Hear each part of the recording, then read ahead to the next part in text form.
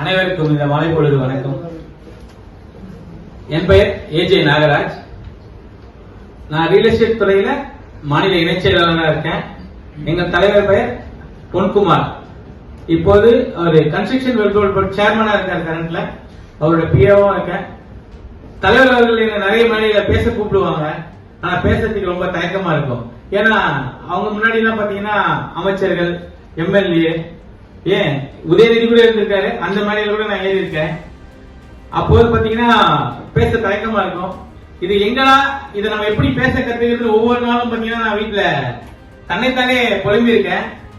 அதுக்கப்புறமா சிறு சிறு மேடைகள் என்னோட நண்பர்கள் சில அமைப்புகள் வச்சிருக்காங்க. அதுல காஞ்சிபுரத்துல சாலை வியாபார சங்கம் ஒண்ணு இருக்கு. அவர் என்ன 2 முறை சீஃப் கெஸ்டா கூப்பிட்டாரு. முதல் நாள் சரியா பேச முடியல, 2வது முறை ஓரளவுக்கு பேசினேன், 3வது தடவை அதோட கொஞ்சம் பெட்டரா நானே சொந்தமா ஒரு நிகழ்ச்சி நடத்தினேன். அதுக்கப்புறம் திருவேற்றூர்ல எனக்கு ரொம்ப நெருங்கிய நண்பர் எஸ்.வி. முருகன், என்னோட தொழில் செய்யக்கூடிய ஒரு நண்பர் முருகன். அவரை கேட்பேன், அவர் குரூப்ல போடுவாரு. ஆனா எங்க கூட்டத்திலாம் பாத்தீங்கன்னா ரொம்ப மிக சிறப்பா பேசுவாரு. இது எப்படிங்க நான் அவர்கிட்ட கேட்டேன். இந்த மாதிரி